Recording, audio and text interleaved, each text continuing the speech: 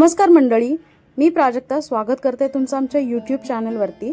सर्वात प्रथम तुम्हा सर्वांना मकर संक्रांतीच्या हार्दिक शुभेच्छा। ते इंग्रजी नवीन वर्षाच्या प्रमाणे पहिल्या महिन्यात जो सर्वात मोठा मराठी सण येतो तो म्हणजे मकर संक्रांतीचा।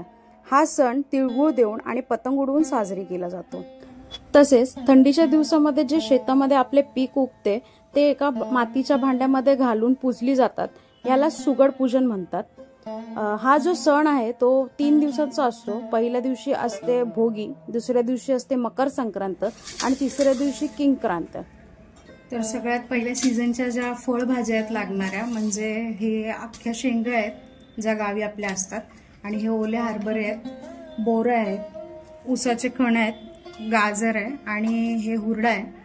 हे फक्त संक्रांतीच्या वेळेसच भेटतो आपल्याला। गाजर मला नॉर्मल भेटले नाही त्यामुळे मी भाजीचे गाजर घेतलेले आहेत। आणि असे कच्च्या मातीचे जे सुगड असतात हे सुगड घेतलेले आहेत मी 5। आमच्याकडे 5 पुसतात, काही जागी 7 असतात किंवा 10 सुद्धा असतात। तर हा जो दोरा आहे आपण हार बनवण्यासाठी जो वापरतो त्या दोऱ्याने सर्वात प्रथम त्याला असे 5 वेळा वळसा मारून घ्यायचा। पण हे वापरण्याच्या अगोदर सुगड जेव्हा तुम्ही बाजारातून घेऊन येता तर एकदा धुवायला विसरू नका। आणि हे मी अगोदरच बाकीचे रॅप करून ठेवले होते तुम्हाला दाखवायला। तर हे माझे 5 सुगड आहेत, सगळे एकाच सरेचे आहेत, कोणताही मोठा बारीक नाहीये। आणि फुटलेला वगैरे सुगड जो आहे तो तुम्हाला बघून घ्यायचा आहे, तो का घ्यायचा ते मी नंतर सांगेन। आणि मग दोरा लावल्यानंतर एका ताटामध्ये तुम्हाला हळदी आणि कुंकू घ्यायचं आहे। तुम्हाला सुक्क लावायचं असेल तर सुक्क सुद्धा लावू शकता, पण मी इथे जरा हात ओला करून लावते।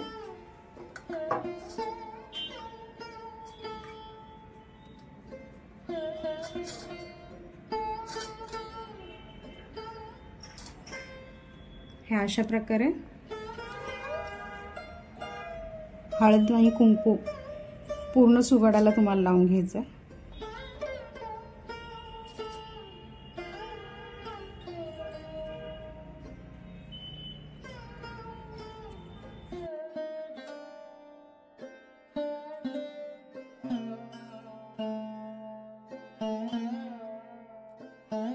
तर मंडळी, तुम्ही जर आमच्या चॅनलवरती नवीन असाल, चॅनल अजून सबस्क्राइब केलं नसेल तर चॅनलला सबस्क्राइब करा, लाईक करा आणि कमेंट सेक्शनमध्ये मला तुमची मतं नक्की कळवत राहा।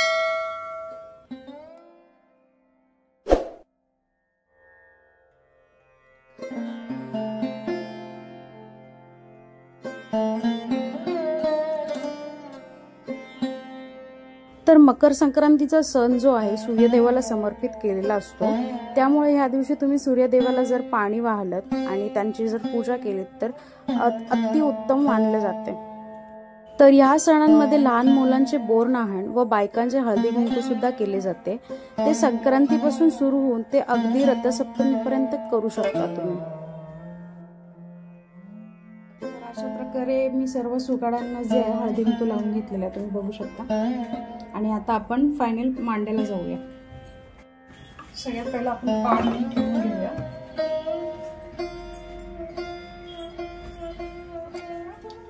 पाट ठेवल्यानंतर त्याच्यावरती कोणताही तुमच्याकडे पाट आसन जर असेल तो अंतरा, नाहीतर मग नवीन असं शुभ्र कपडा घ्यायचा, वापरलेला घ्यायचा नाहीये। आणि पाटाच्या भोवती मी तोपर्यंत रांगोळी काढून घेते।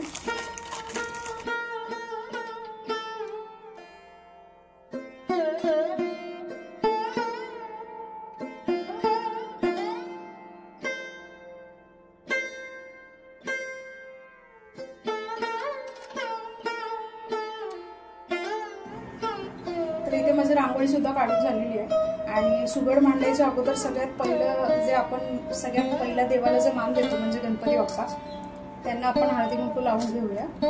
आणि थोडेसे तांदूळ पहिले खाली पाटावरती सोडून त्यांची स्थापना करूया। दुर्वा आणि फूल सुद्धा वाहून घेऊया।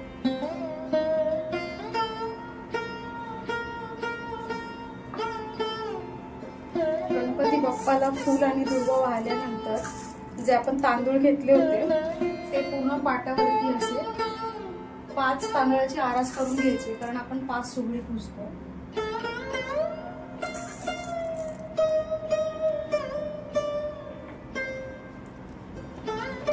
तर आता ते ते पण करून झालेले आहे. आणि आता हे जे फायनली आपले सुगड आहेत, या ज्या फळभाज्या घेतल्या होत्या आपण, ह्या थोड्या थोड्या करून ह्याच्यात सर्व भरून घ्यायचे अशा प्रकारे.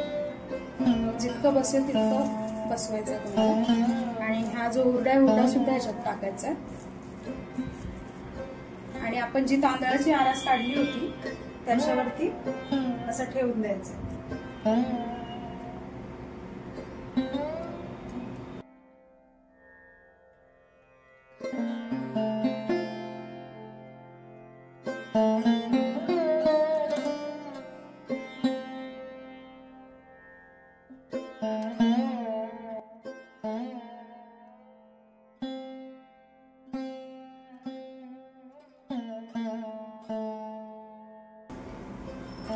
आणि त्याच्यानंतर प्रत्येक सुगाड्याच्या पुढे आपल्याला एक एक फूल वाहून घ्यायचं.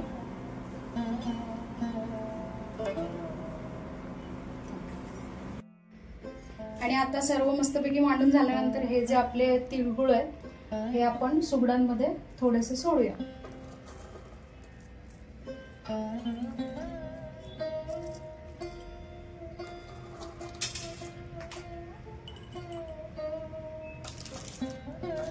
लाडू सुद्धा आहेत,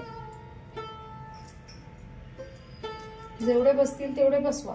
सुगड्यांच्या साईज वरती पण अवलंबून आहे सगळं. आणि एक दिवा जो आहे, तुमच्या देवाऱ्यात जो दिवा असतो तो सुद्धा तुम्ही लावू शकता. मी इथे मातीचाच दिवा घेऊन आले होते स्पेशली. आणि हे तिळाचे लाडू आणि हे तिळगुळ, आपण याचा आज नैवेद्य दाखवायचा असतो, याचा मान असतो आज. तर अशा प्रकारे सर्व काही पूजा मांडून झालेली आहे. मी फ्रेश होते आणि नंतर मग आपण पूजून घेऊया. तर अशा प्रकारे मी रेडी झालेली आहे आणि आता आपण पूजेकडे वळूया.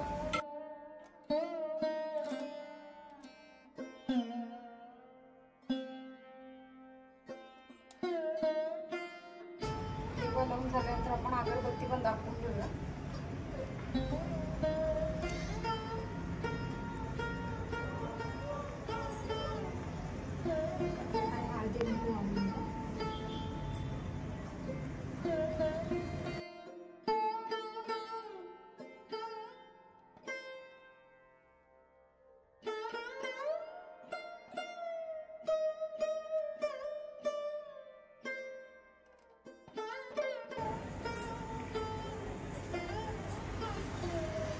आणि आपली पूजा वगैरे मांडून झाली ना की असा एक न वापरतेला कपडा घ्यायचा, म्हणजे फ्रेश. आणि ही जी सुगड आहे त्या सुगडांना असं झाकून ठेवायचं. अशा प्रकारे आपली पूजा जी आहे संपन्न झालेली आहे. तर भेटूया पुन्हा एकदा नवीन व्हिडिओमध्ये.